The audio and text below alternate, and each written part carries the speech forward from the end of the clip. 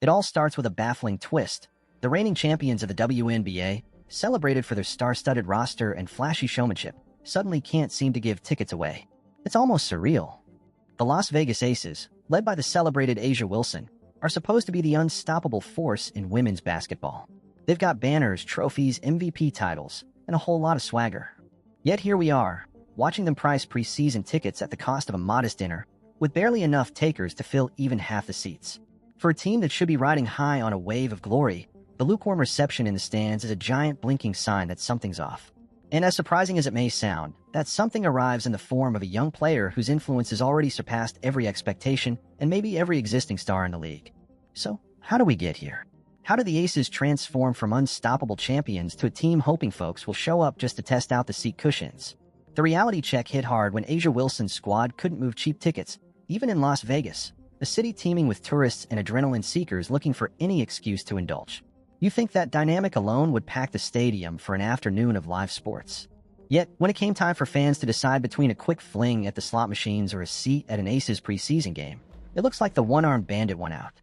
Word spread fast about those $19 seats, the kind of bargain that should bring casual viewers in droves. But instead of lines out the door, the Aces got a scattering of curious onlookers and plenty of empty chairs. Meanwhile, the entire basketball world started asking, where's the hype? Where's the unstoppable momentum of a two-time champion that's allegedly built the newest dynasty in the league? Just a few states over, an entirely different story unfolded. While the Aces were busy trying to persuade fans to skip a coffee run and spend $19 on a game ticket, the Indiana Fever sold out their preseason event in what felt like the blink of an eye. And the reason for that lightning-fast sellout is a name that's quickly becoming bigger than the league itself, Caitlin Clark. She hasn't been around long, but her presence is already rewriting the rules of women's basketball. She steps onto the court, and people drop everything to be there.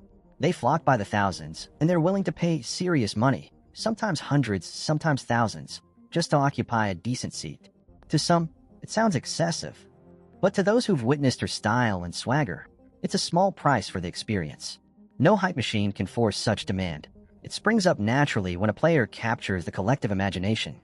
And Clark, with her record-setting college career and fearless approach to the pro game, is precisely that player. At this point, some are calling it the Clark effect. Arenas that would otherwise be mildly busy are now jam-packed, leaving latecomers scrambling for any leftover standing room. This extreme contrast has people tossing out every excuse imaginable. Fans of the Aces insist it's the Las Vegas market that's to blame. With so many entertainment options, it's tough for any team to stand out. Yet no one can deny that an actual tourist hotbed would normally guarantee at least a stable turnout, especially for back-to-back champions. Markets like Indiana or Iowa aren't exactly known for 24/7 nightlife, but that didn't stop them from hosting an exhibition game that sold out in half an hour. That's the definition of genuine demand. The surge around Caitlin Clark proves location isn't the issue, because if fans can pack an arena in the heartland for a preseason matchup, you can't chalk up Vegas's struggles to too many shows on the Strip. A fan base either feels compelled to be part of something special or it doesn't. The difference isn't bright lights versus farmland, it's the presence or absence of a transformative star. And this leads to a bigger question. What is star power, really? A'ja Wilson has the accolades, multiple MVP titles, championships, an Olympic resume, and name recognition spanning the globe of women's hoops. By all accounts, she should be the face who commands instant sellouts. But sometimes winning isn't enough to spark that electric connection with the masses. Compare that to Clark, who's still early in her pro arc yet already saturates social media every time she hits a step-back three or delivers a no-look pass. She's got that something you can't fake, a buzz that transcends the scoreboard and taps into the excitement of a new era. People want to be there just to say they witnessed the highlight in person. They're tweeting about it, posting it on Instagram, and telling their friends, you have to see this kid play. It's the kind of appeal that can't be manufactured with flashy marketing or multiple ring ceremonies. Obviously, these disparities in ticket sales aren't going unnoticed among fans and insiders. In comment sections, folks are venting about how the Aces, with all their bravado, are turning into a sideshow for lackluster attendance. Others argue that it's more complicated, that maybe the league or the city's promotions are falling short, or that preseason simply doesn't attract the same energy. But the murmurs have begun to snowball. Is the Aces' so-called dynasty teetering? Is interest in A'ja Wilson waning? Are prospective free agents questioning whether Vegas is the best place to build a fan following? Whispers like these can grow into genuine controversies, especially if they're fueled by the unstoppable momentum behind Clark's every move. Even if it's mostly talk, the narrative is powerful enough to shape perceptions of who's truly the biggest name in the WNBA. Right now, the biggest question swirling around these developments is whether Caitlin Clark single-handedly elevated the entire league's profile. WNBA ratings have climbed. Merchandise sales have soared to record highs, with Clark's jersey outpacing everyone's, including some of the biggest NBA names. Social media engagement skyrockets whenever she steps on the floor. It's not that A'ja Wilson or other established stars haven't grown the league. Many of them helped pave the path Clark is blazing. But the speed at which her popularity is redefining everything is undeniably on another level. The league hasn't seen such a unifying, attention-grabbing sensation in ages. For a while, it seemed like the WNBA's marketing spotlight was shining on seasoned stars like Wilson. But the switch happened overnight, and people who were lukewarm on women's basketball are suddenly scouring websites for Caitlin Clark highlights and paying premium prices to watch her do her thing in person. Sports. Whenever a fresh face emerges with unprecedented hype, veteran players feel overshadowed. Maybe that's just how it goes. A new generation steps forward, captures the imagination, and leaves the old guard wondering if their legacy is secure. It's possible that a handful of Aces fans resent the hype around Clark, especially if it undercuts their beloved star's claim as the league's top draw. But any bitterness won't change the core reality. The WNBA's future is gearing up for a fierce battle of attention, where only the most magnetic personalities will command maximum crowds. And so far, Clark's commanding them.